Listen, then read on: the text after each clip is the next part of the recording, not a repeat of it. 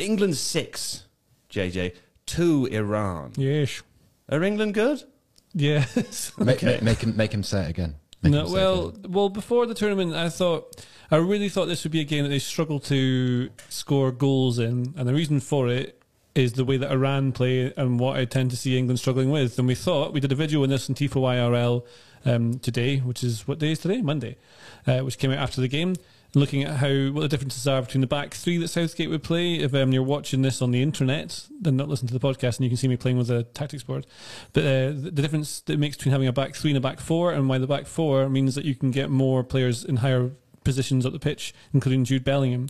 But Iran very much came out with this 5-4-1, shut everything down, a real block, so everything had to go around this block always. So they'd go side to side, they'd be shifted from side to side.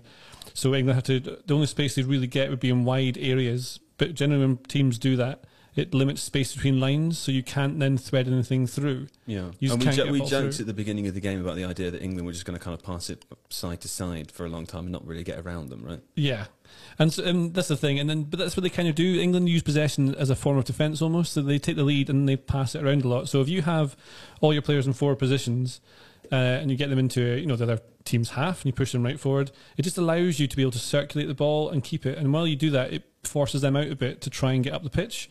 And as they start coming forward, sure enough, space is then created between lines. It is created further up the pitch, and then you can suddenly start threading passes through. But I thought England were just excellent at all phases of play, so they were really good. Well, not defensively actually, but what they were really good at doing was keeping the ball. The first goal they scored was from an open play cross into the box. And one of the things, the difference between the back three and the back four, what we saw in this goal is that when they tend to attack, sure enough, you get wing backs forward, whichever system you're playing. You always get them nice and wide. Then your inside forwards join in the middle. And you get Kane and you get another forward. So you tend to have 5. You have a row of 5 mostly across the front. And that's not different for a lot of teams. They end up with a 2-3-5 looking shape. That's what most teams do. But because you have this, then you've got Bellingham joining in. You don't have another centre-back who's staying deeper. You have someone further up the pitch. They can join in to get in on the action. Then the action comes in the box. And the action scores the goal. And that's one of the big benefits of having the action. Part of what JJ's describing, Seb, was enabled by Jude Bellingham, who did not play in the Euros last year. No. Having him in the team, and this is not a criticism of Calvin Phillips, but instead of Calvin Phillips, it gives the team quite a different complexion, doesn't it? Very different player. I mean, Jude Bellingham, I think that would have been a bit too early for him 18 months ago. I think the great advantage of him is that he's happy receiving possession anywhere, whether that be off his defenders or goalkeeper, from another midfielder. I think also, in many ways, and it's going to sound a little bit like hyperbole, he's kind of the perfect midfielder because he's so versatile. He does so many different things well, whether that be recycling possession, creating chances, advancing play up the pitch. Also, he's a goal scorer. And one of the things that's emerged this season is he scores artful goals. He scores goals that get a lot of, draw a lot of notice on social media. But he's a scorer of scrappy goals too. He's an opportunistic scorer of goals. I feel like we talked about this a little bit earlier, but growing up, Jude Bellingham idolised Steven Gerrard. I felt like today's goal, the first goal against Iran, was a very Steven Gerrard-like goal. It wasn't one of those kind of rasping 30-yarders, one of those headers where finds some space between defenders. It's actually a really good header as well. It's not just it's not a simple conversion. It's actually a shaped header into the far corner. And I think that kind of describes just how many facets there are to his game, because I think most people are aware of the Jude Bellingham who can beat players. He scored that very, very goal in the very, very good goal in the Bundesliga last year. I mean, I think it was against Stuttgart. Might be wrong about that, but he kind of pirouetted through the defence and sort of lifted the ball over the goalkeeper. But also he scores the kind of let's call it the Gerrard Lampard type of goal, which is this is what you are as an attacking midfielder, an attacking goal-scoring midfielder. This is where you score goals in the box, not just the kind of the crowd pleasers. And it kind of describes just how good a player he is and also why he's going to be so valuable. in the future. I think tactically he's maybe not better than Gerrard, but he's very different. I was going to ask, how is he different from Gerrard? Well, the thing, so I think Gerrard's a lot about energy and dynamism and making things happen and taking things by the scruff of the neck, all the kind of cliches, because he's very much captain England or captain Liverpool. That's what Gerrard does. I always think about that. Maybe it was his last season or just before that, when he came on at half-time for Liverpool against Manchester United, and he fell down to Herrera in 43 seconds and got sent off. Do you remember? Yeah. I think there's a bit of that still in Bellingham. So if there's a problem in his career at the moment, is that he's playing for a Dortmund side who don't have quite enough definition. They're not quite structured enough. And as a result, in games where things don't go quite as they need to, Bellingham has a tendency to try and do a little bit too much. He has that kind of, it's hero ball. And Gerrard used to be... That's a really good word. Yeah, but he used to be susceptible to that. And I understand that because he was often the most talented player and the most influential player in the side. And Bellingham has a similar role in Dortmund. And so sometimes you can see him trying to play almost 2 or 3 midfield roles within the same 90 minutes. And the cost of that perhaps is like the concentration of his effect in specific areas, whether it be, you know, attacking or defensive support or whatever the case may be. So there's still a little bit of that to iron out. And I think it's quite interesting to see him in a more... England are better than Dortmund. Dortmund are having a kind of a transitional moment for now. And yes, I see that on the board. But when you put him alongside players who are at a different stage of his career and who are perhaps a stronger team and with kind of stronger structures, you see him operate within a sort of a tighter framework, and you see just how good the player can be, which is really interesting. Yeah, okay. Another thing that stands in England's stead, I suppose, in this tournament is they've got a pretty decent number of wide attackers to choose from.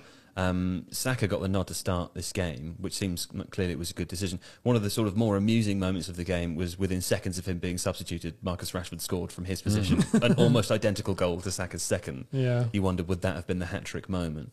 But why do you think Saka got the nod in this game over Rashford and Foden?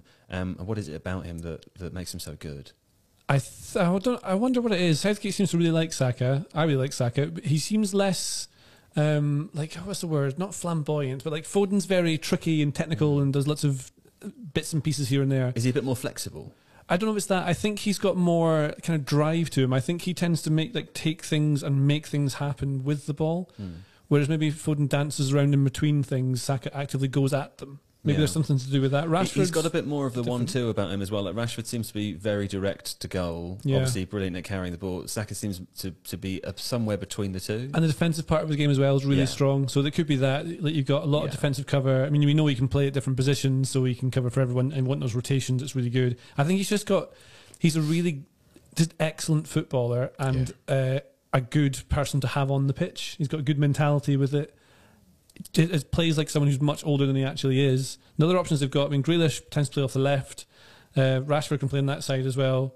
So, yeah, good options going on there. Sterling can play that wing if they want. But I think they have a really good team. And I was just really pleased to see them actually play semi-decent football and not try and just work their way to a 1-0 off a penalty kind of win. They can be a bit sort of horseshoe of doom. In this kind of situation, like especially against deep line defences. Anyone can in that situation, exactly that, and that's what I'm worried about ahead of this game. I think we'll get to points of bad predictions later, but I didn't see more than a goal in this, or I could easily have seen a 0-0 too.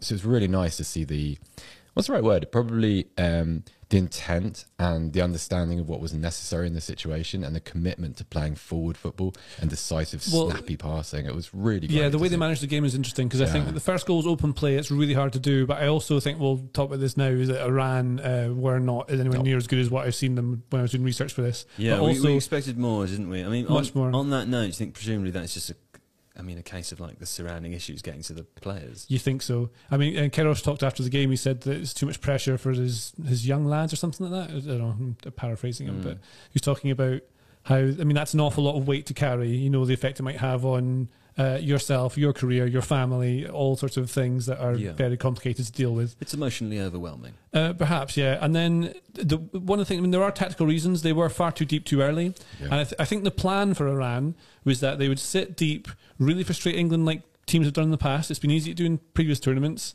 and sit off them and hope to get a chance they can take. And they nearly got one because Bellingham got caught in the ball right in front of his box. That could easily have been a turnover, and then they lock it down. England get frustrated, get wound up, and they can't score because there's no space between the lines that we're talking about. But That's too early, too deep, too early. I think they need to give themselves more space between the goalkeeper and the defence. The defensive line should be higher.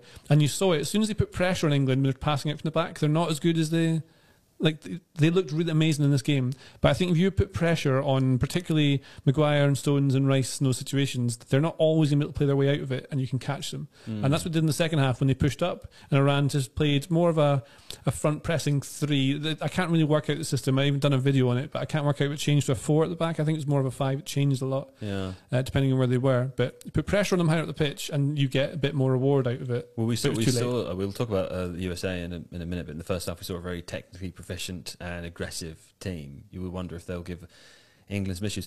If you liked today's video, please consider subscribing to the channel. And if you did like it, you might be interested in How to Watch Football, Tifo's illustrated book. It's 52 rules for understanding the beautiful game on and off the pitch, and it is the perfect holiday gift. How to Watch Football is out now in stores and online. See the link in the description to find out more, and thank you for watching today's video.